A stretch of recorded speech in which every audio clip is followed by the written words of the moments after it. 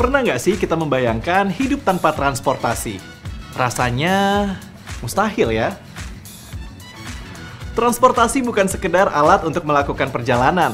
Bayangkan tubuh manusia yang membutuhkan darah dipompa oleh jantung melalui pembuluh darah ke seluruh tubuh agar tetap sehat dan berfungsi optimal.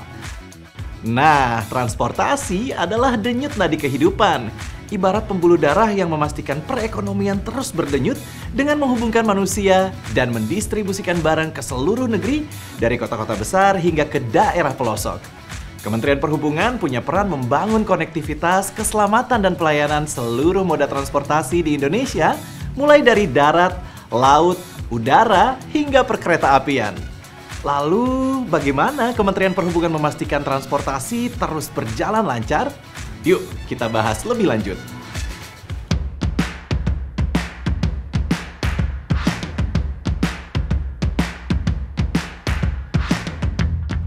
Mulai dari transportasi darat, Kementerian Perhubungan melalui Direktorat Jenderal Perhubungan Darat memastikan daratan Indonesia terhubung dengan menghadirkan program seperti subsidi layanan bus perkotaan, layanan penyeberangan, serta subsidi perintis sehingga saudara-saudara kita di wilayah 3TP tetap mendapatkan akses transportasi yang memadai agar tidak ada yang tertinggal.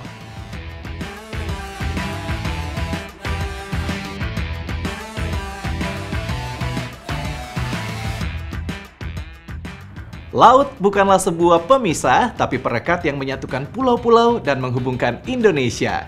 Direktorat Jenderal Perhubungan Laut berperan mengatur dan mengawasi semua hal terkait transportasi laut, mulai dari memastikan keselamatan pelayaran hingga membangun dan mengembangkan pelabuhan-pelabuhan di berbagai pulau untuk menghidupkan ekonomi wilayah. Selain itu juga berperan dalam mendukung distribusi logistik nasional dan meningkatkan konektivitas antar pulau melalui layanan kapal perintis dengan memberikan subsidi untuk kapal penumpang dan angkutan barang serta layanan distribusi perintis sehingga dapat menekan disparitas harga. Sebagai negara kepulauan, transportasi udara menjadi salah satu pilihan untuk mempercepat mobilitas masyarakat dan barang. Nah, supaya semua penerbangan berjalan lancar, ada Direktorat Jenderal Perhubungan Udara yang selalu siap mengawal. Tugasnya memastikan keselamatan penerbangan, baik untuk pesawat penumpang maupun kargo. Ada juga penerbangan perintis bersubsidi yang bertujuan membuka akses ke wilayah-wilayah 3TP, sehingga membuka keterisolasian. Memastikan keselamatan, keamanan, dan pelayanan penerbangan, serta memastikan seluruh operator dan stakeholder penerbangan telah mematuhi peraturan yang juga mencakup standar internasional. Selain itu, juga bertanggung jawab membangun dan mengembangkan bandara di berbagai daerah untuk memperkuat dan merajut konektivitas di seluruh Indonesia.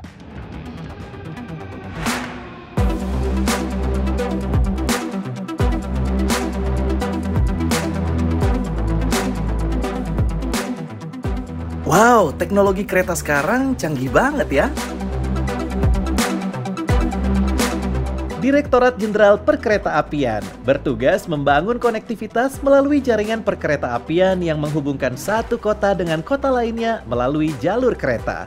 Selain membangun sarana dan prasarana, juga memberikan subsidi penyelenggaraan perkereta-apian, subsidi pada kereta api perintis dan kereta api kelas ekonomi dengan skema subsidi Public Service Obligation atau PSO agar masyarakat dapat menikmati layanan kereta api dengan harga yang lebih terjangkau.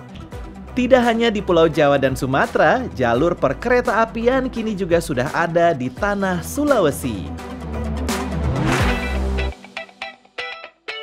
Selain memiliki 4 direktorat yang mengelola transportasi darat, laut, udara, dan perkereta-apian, Kementerian Perhubungan juga memiliki Direktorat Jenderal Integrasi Transportasi Multimoda yang bertugas menata integrasi layanan transportasi baik untuk memfasilitasi pergerakan orang maupun barang di Indonesia, dan 2 badan lainnya yang tak kalah penting.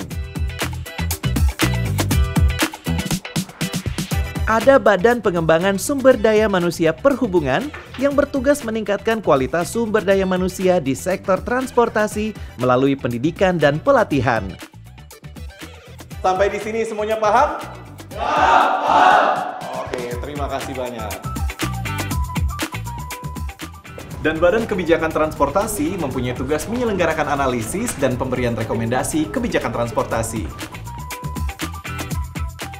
Dukungan manajemen di Kementerian Perhubungan diberikan oleh Sekretariat Jenderal yang bertugas menyelenggarakan koordinasi pelaksanaan tugas, pembinaan, dan pemberian dukungan administrasi kepada seluruh organisasi di lingkungan Kementerian Perhubungan. Selain itu, ada Inspektorat Jenderal yang bertugas menyelenggarakan pengawasan intern di lingkungan Kementerian Perhubungan sebagai upaya meningkatkan integritas di lingkungan Kementerian Perhubungan guna menjaga penyelenggaraan pemerintahan yang transparan, akuntabel, dan profesional. Nah, itu dia peran dari Kementerian Perhubungan dalam mengelola transportasi di Indonesia. Transportasi membantu roda ekonomi terus berputar, memudahkan mobilitas kita sehari-hari. Jadi, bisa dibilang, transportasi adalah urat nadi kehidupan kita, berperan dalam menyatukan dan menghubungkan Indonesia.